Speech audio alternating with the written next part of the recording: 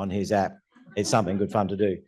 So these TMVR things now are about people who can't have TIA. And this is a valve in, this is a MAC type situation. Not everybody can have a TIA. And I actually had a valve in MAC case at the end, which I won't talk about now, but the exact same sort of trouble. So what have we got now for TMVRs? And it's lovely to have David here, David Muller in the audience, who has been a pioneer for this from our country. But we have now 3 and probably 4 and maybe 5 coming, but 3 certainly that are ready to go for a percutaneous mitral valve replacement, full mitral valve replacement. This seems like where we want to end up, maybe. So the Tendyne device, which was the first, and again, probably first in the world done here, or close to first in the world done here in Sydney, the Tendyne device is transapical. So this is a fairly big catheter-delivered device, which there are many, many sizes of. They're almost personalised. I think there were 21 sizes of these. But if you look at it, what it actually is sort of a spring-loaded frame with an aortic valve in the middle. So it's still got a tri-leaflet xeno valve in the middle and a spring-loaded D-shaped frame, which is almost personalised to the person. So a fairly big catheter is put in through a mini thoracotomy into the ventricular apex, and a large bore tube bigger than your little finger is put up through the apex and into the left atrium. Now, this is pretty good technology, and in its day was revolutionary. It's a huge valve which is being deployed from a modest-sized tube, spring-loaded and self-centering, and deployed, in fact, very nicely as per the cartoon here. The thing was recapturable, and it was pivotable. You could axially rotate it. If you didn't have the D shape quite axially rotated, the flat part of the D shape annulus, you could move it around. So it was a good thing and worked quite nicely. And when we did the planning for these, and we did some, and David did some, we did these full cycle CTs, planned exactly where the apex was. You want the string, because it's got a string connected outside the heart to the tether. You want the string axial to the line of the ventricle. And then this is the deployment of one of the first cases. So what happens with this device is it pushes out, but the key is that the D shape has to be in the D shape of the annulus. And so those 2 rabbit ears that you see there, referred to affectionately by the manufacturer, are the ends of the intercommissural, the distance between the trigones, the intertrigonal distance. And so the important was to get axiality. It deployed nicely. It sort of feathered out into place, and it was immediately valving. And so this worked very well. And in fact, this device is commercial. It's the only device in the world now that's available commercially. David has given us 1-year and 5-year durability results. You can buy this. It's not experimental, and in fact, used a lot in Great Britain, actually. When you go to international conferences, the British people seem to be using this the most. I don't really feel like we've had this, though, prime time for clinical here in this country. But it taught us that you can put a great big xeno into the mitral position via a catheter. These are some early results, and it works nicely. The key here, and David invented this, was left ventricular outflow tract obstruction. Nice to invent a condition. And we know this because the second one of these that went in caused LVOT obstruction. It had not ever been thought, well, not so much not thought of, but never been really encountered as a drama. And in fact, this whole neo-LVOT, which you showed us 126 square millimeters, and we should turn that into 1.26 square centimeters, because remember there's 100, because 126 sounds a lot, but when you say 1.26, that sounds like aortic stenosis. So that's really the numeric. So we say 200 square millimeters you want to have, and David and many others like him now have spent a great deal of time talking about neo-LVOT. So that's Tendyne. Abbott owns that now. Now, Edwards have competing technology, which is now in trials, and it is a very clever way that they're using their TAVI valve, their balloon expanded TAVI valve, in the mitral position by transseptal transcatheter. So they have this dock, this spiral dock, which goes below the mitral valve, the valve itself, which has got the mesh covering it, and you end up with a valve in dock type undertaking. Let's just see if this works. Turn the volume down, maybe. I'll just turn that to nothing. So what happens with a transseptal is a very cleverly engineered catheter put through the transseptal position ends up with the nozzle of this tube below the medial commissure. Then, again, through incredible engineering, basically as you push it out, it goes around and around and around 3 and a bit times.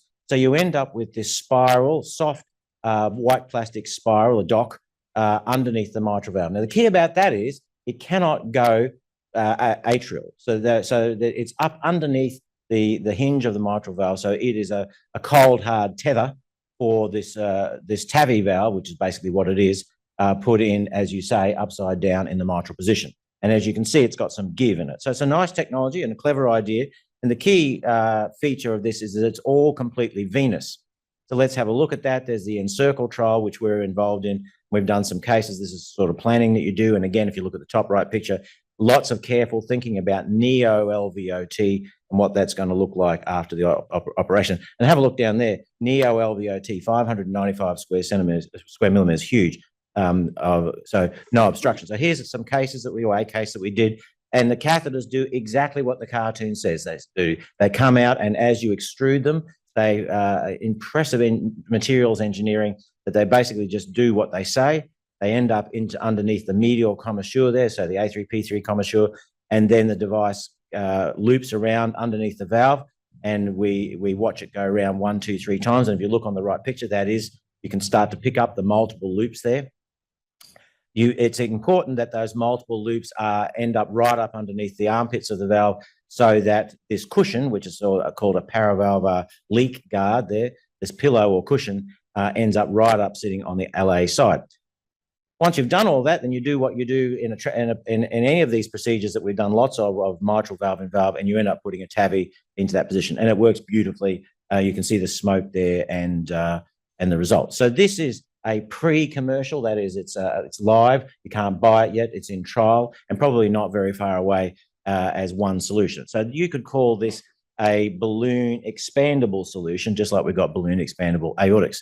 Now, the competitor is this, which is called the high life valve, which again, we've also had quite a bit of experience with here in this country. And this high life valve is self-expanding. So again, just like we got balloon versus self in the aortic position, same here. So in this technology, what happens is a transaortic tether is put in, and it's put by a lasso that's put around the mitral valve from the aorta. And you put in this white plastic dock, which clicks together underneath the mitral leaflets, and then put in the self-expanding valve through transeptal. So just to go quickly, you lasso around under the mitral valve. It looks difficult. It actually is remarkably not that difficult to do, surprisingly. You end up with this underneath the valve. Then this is the clever piece of technology. Once you've cannulated through there from transeptal, the clever piece of technology is how, and I'll show it in a second, how that white thing works. Again, a great deal of work goes into LVOT planning. Here's a case that we did with in preparation. And look at this, we got in the room, and as is always with these cases, you say, well, it's unlikely we're going to make it worse because there is no leak. But then you ramp up the pressure and you see the functional effects of pressure on functional mitral regurgitation. So cases to be done, a root aortogram. Now, one of the things I want to emphasize when we're teaching about our catheter and echo is that the echo docs need to be able to read angiogram. And so when you're teaching your young ones to do interventional echo, and Steve, I hope you agree, that our fellows and so on need to be able to look at the fluoro and see where the landmarks are. So we need to teach ourselves where are the anatomical features of the heart on that sort of, on the beating heart shadow there, where's your transeptal and so on. Because when you lose sight of something on the echo, you need to be able to look up at the angiogram and see what's what. So this, I thought, is the most clever part of this technology. Once you've got the lasso round underneath the aortic valve like that, which again sort of takes surprisingly not that long of time to do. You'd think it'd take a long time, but it's not that long. There it is up under the valve. You can see on that left-hand picture there, the lasso of wire underneath the valve. Once you've got that, the really clever thing is to put this thing on. And I think this is another one of the true engineering marvels of the things that we've been given to us in the catheter world. But that plastic thing is like the clicker thing, the clip on your backpack, where you put it in, and once it goes in and clicks, it cannot come out. It actually goes down two sides of the lasso and then comes together at the back, and you click it and it never comes out again. You can take the guide wire out. So this clever engineering, which admittedly is arterial, not venous, allows you to have a hard docking system underneath the mitral valve. So similar to what the other team did, but this comes from aorta. Once the thing's in place and you've got catheters pointing directly at the mitral valve, it's a relatively straightforward maneuver to then put your self-expanding catheter through all that hardware, sitting down into the ventricle. Now, the other thing about this is an hourglass shaped valve, so it's got a waist, and you can see the waist there on the top left. On the angiogram picture there, you can see where the waist, and you can see in the right-hand picture we've started to deploy the distal part.